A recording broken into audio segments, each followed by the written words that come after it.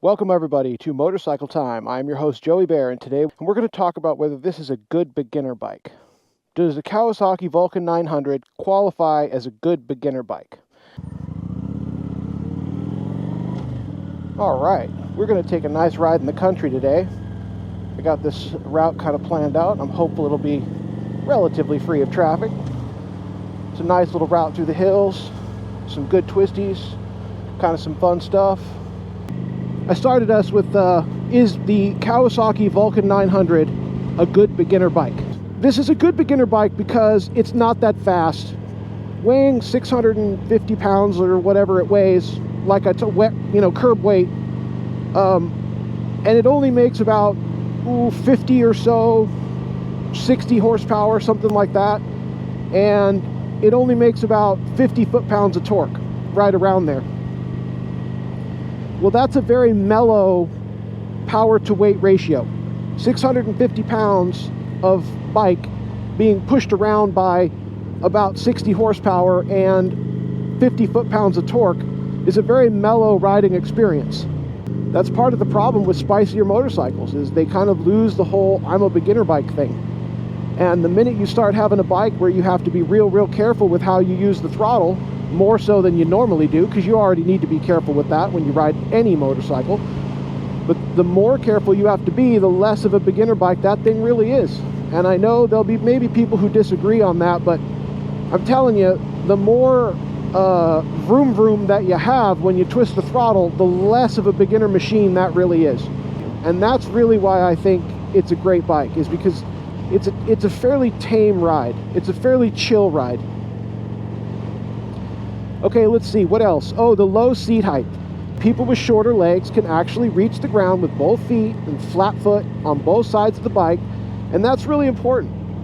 It's really helpful, not that you're going to be putting your feet down like while you're riding, but in low speed maneuvers so that you don't drop the bike. That's really what it's about. That's really why you care. And it makes it much easier if you can waddle and back in and out with your legs easily, feet easily touching the ground, than having to worry about kind of problematically positioning your body and your feet because the bike is too tall. Okay, let's talk about maintenance, upfront costs, other stuff that comes with any motorcycle. But how does this one stack up to maybe more expensive bikes or other bikes that are popular with beginners? So I would say this bike is going to be about a medium in regard to costs. A 900 is going to eat a medium amount of fuel. It will not be as fuel efficient as a 500, but it will be way more fuel efficient than a 1700 or 1500, like a big V-twin, or certainly more so than a 1000cc, inline.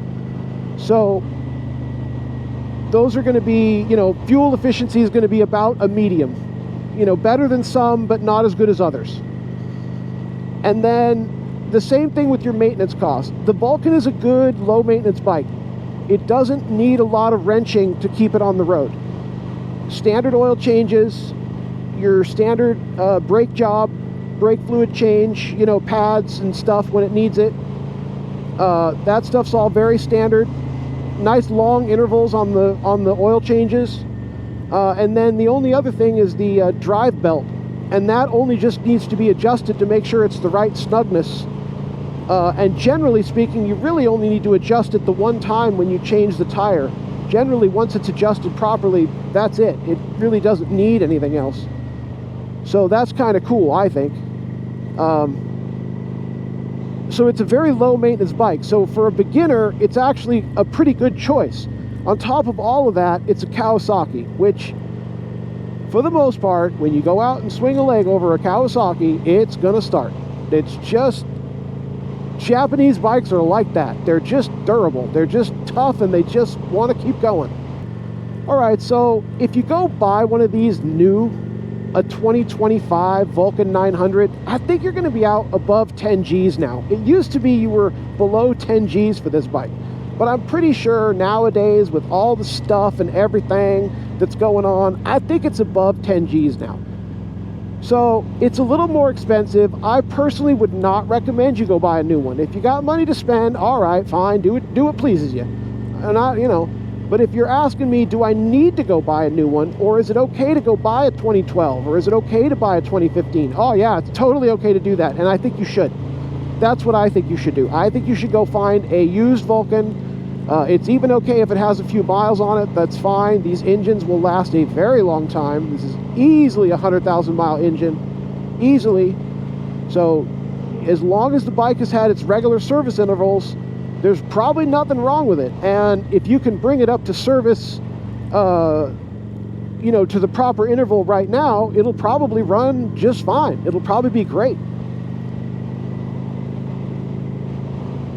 So in terms of upfront cost on a used model, you can get used model Vulcans for as little as $3,000 in some used markets. I've seen them around here in the Bay Area for as little as that. So that's definitely available. I can't guarantee you'll find one. I paid more than that for mine, but I was looking for a fairly specific one. I was looking for the classic LT with the saddlebags. That's what I wanted. And so I was prepared to hold out. So let's see, upfront costs, cost to maintain it, all of those are fairly beginner friendly, relatively so. In terms of other bikes that are approximately the same cost for a new bike, you can get an awful lot of bike for $10,000 these days, right? There's quite a few different options. So if you're thinking about going all the way to new and you're seriously thinking about chipping off 10 G's for one of these, man, do look around a little bit. Really make sure this is what you want to do. $10,000 for a new cruiser like this one is a little bit steep, in my opinion. It's not very feature rich. It's a very basic bike. And while I'm not saying it won't last a long time, oh, it will. It'll last a very long time. I'm just saying 10 G's for a new one is a little bit steep, in my opinion. Especially when you consider what the used market has to offer. So, I don't know, check the used market, look around a little bit before you jump off and grab a new one. Okay, so in terms of the price, I would say it's medium to pretty good. Especially if you get a used model, it's pretty good. Okay, let's talk about longevity, right? A lot of new riders are concerned when they buy a motorcycle. They want to know, how long am I going to keep this bike before I get bored? Well, I've ridden this bike now for the better part of 2 years. I put over 10,000 miles on it. Look at my homie right here. I put over 10,000 miles on it, and I still love riding it just like when I first bought it. It's just consistently a great slow bike. Again, if you're looking for a fast bike, this is not a good fast bike. But as slow bikes go, this is an amazing slow bike. So, when you ask, how long will I be able to ride this bike before I get bored? That depends heavily on you and the kind of attitude you have. Is this your only motorcycle? Is this the only motorcycle you're ever going to have? Like, it's that level, right? If this is the only bike you have, but you already have a history of having 5 or 6 or 10 other bikes in your past, you very well may want this to be your only bike, and it will completely satisfy you, and you won't need anything else because you've already sampled lots of other bikes, and so you're not worried about that. It's also possible that you're going to find that this bike is just not enough bike. We're only doing 60. Tell you what, if the passing lane's open, we'll see about going around these guys. Okay, I'm going to drop down to 4.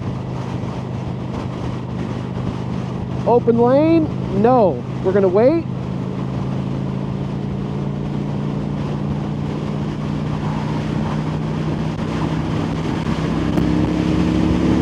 Open lane, here we go. All right, that shows 80 on the speedo. I have a feeling that we're not actually doing 80 though. We're probably doing about 70. This speedo reads, oh boy, a steal, that's bad. Nice. This speedo reads a little bit fast, by 8 miles an hour or so.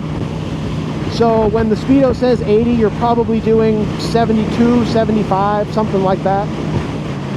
And again, like I said, if you're looking for a fast bike, this is not that great of a choice. It has its limitations, and top speed is one of those limitations. It's a Luigi time! Oh, let's get up this hill.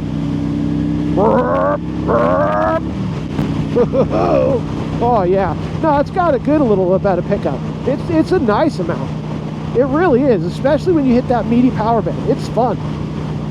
You know, like I said, it's not going to set your hair on fire. It's not going to rip your arms off, but you absolutely can feel it scooting out. Like you can feel it picking up and getting going. And it sounds real nice when it happens. Oh boy, it has that real nice meaty grunt.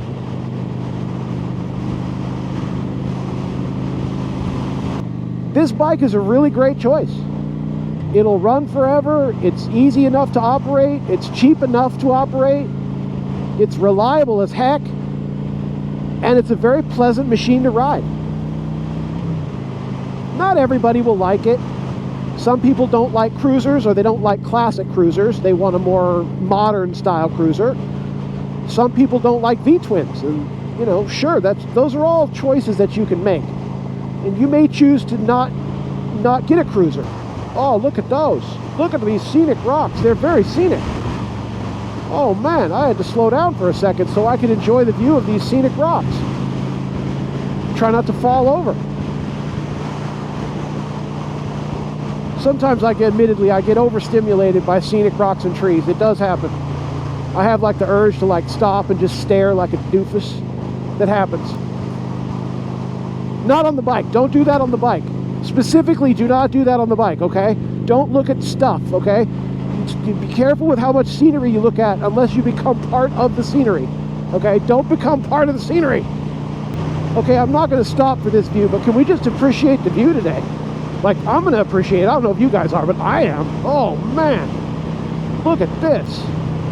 Wow. All right, you guys, there it is. 2007 Kawasaki Vulcan900. Is this a good beginner bike? In my opinion, yes. Is it a flawless beginner bike? No, it has a couple little things about it that make it not flawless. But it is a very solid beginner bike. Absolutely it is. You could probably make this bike your forever bike. This bike probably has the chops for that.